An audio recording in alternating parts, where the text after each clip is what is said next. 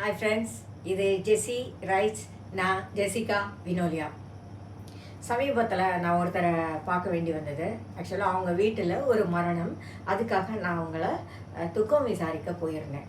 அப்போது அவங்க என்ன சொன்னாங்கன்னா, நான் ரொம்ப டயர்ட் ஆகிட்டேன் லைஃப்பில். வரிசையாக சோதனைகளையும் பிரச்சனைகளையுமே நான் சந்திச்சிருக்கேன். இனிமே நான் ஆக்டிவாக இருக்க மாட்டேன், என்னால் எதையுமே செய்ய முடியாது அப்படின்னு அவங்க சொன்னாங்க.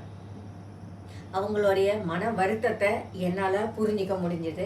ஏன்னா அந்த குறைஞ்ச காலத்துக்குள்ளேயே அவங்க வீட்டுக்குள்ளே நிறைய சோதனைகள் வந்திருந்தது, நிறைய பிரச்சனைகள், துக்கங்கள் எல்லாம் வந்திருந்தது. அப்போது நான் அவர்கிட்ட கேட்டேன், எத்தனை விஷயங்களுக்கு அப்புறமும் ஆண்டவர் உங்களை ஹெல்த்தியாக வச்சுருக்காங்க. அப்படிங்கும்போது நீங்கள் அதுக்கு நன்றியோட சந்தோஷமாக இருக்க பாருங்க அப்படின்னு நான் சொன்னேன். பெரும்பாலும் நம்மளுடைய வாழ்க்கையிலையும் அது மாதிரி ஒரு சிச்சுவேஷன் வரத்தான் செய்யும். ஒருவேளை இது போன்ற துக்கங்கள், துயரங்கள் பெருசாக வரலன்னா கூட நம்ம வாழ்க்கைக்கான போராட்டங்களே பல நேரத்தில் நம்மளை சோர்வடைய செய்திடும்.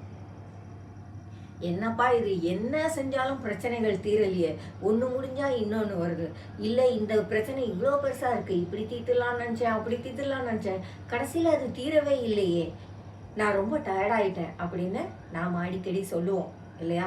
நாம் மனசாலையும் உடம்பாலையும் டயர்டாகிருப்போம்.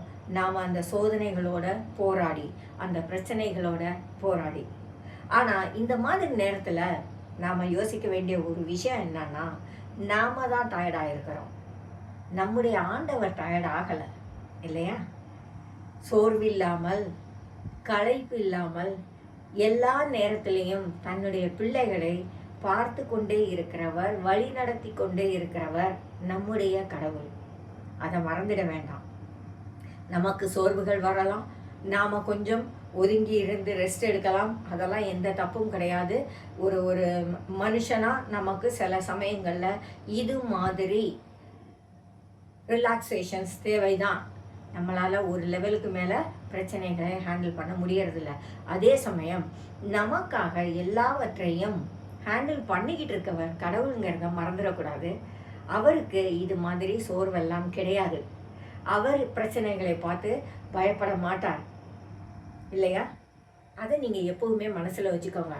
ஆண்டவரே, நான் சோர்ந்து போயிட்டேன், ஆனால் நீங்கள் எப்படின்னு எனக்கு தெரியும், நீங்கள் பார்த்துக்கோங்க, நீங்கள் இந்த பிரச்சனையை தீர்த்து வைங்க, நீங்கள் இந்த சோதனையிலேருந்து என்னைய வெளியே வர வைங்க, என்னால் ஒன்றுமே செய்ய முடியலை அப்படின்னு அவர்கிட்ட சரண்டர் ஆகும். ஆண்டவர்கிட்ட சரண்டர் ஆகும்போது நாம் புது பலம் நமக்கு கிடைக்கும். அந்த புது பலத்தோட நாம் தொடர்ந்து வாழ்க்கையிலே நடக்க முடியும். ஆண்டவர் எப்போதும் நம்மோடு இருக்கிறார். அவர் நமக்காக எல்லா பிரச்சனைகளையும் பார்த்து கொள்ளுகிறார். அவருக்கு சோர்வு, களைப்பு கிடையாது. இதை மட்டும் மறந்துடாதீங்க. எப்பெல்லாம் நீங்கள் மனதளவிலே உடல் அளவிலே சோர்ந்து போகிறீங்களோ அப்போ எல்லாம் உங்கள் ஜெப வாழ்க்கையை ஸ்ட்ரெங்தன் பண்ணுங்கள். பொறுப்புகள் அத்தனையும் ஆண்டவர் மீது வைத்து நம்பிக்கையோடு காத்திருங்கள். உங்கள் நம்பிக்கை, உங்கள் விசுவாசம், இதுதான் உங்களுடைய பலமாக இருக்கணும்.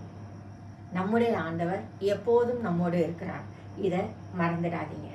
ஜெஸி ரைட்ஸ், ஜெசிகா வினோலியா.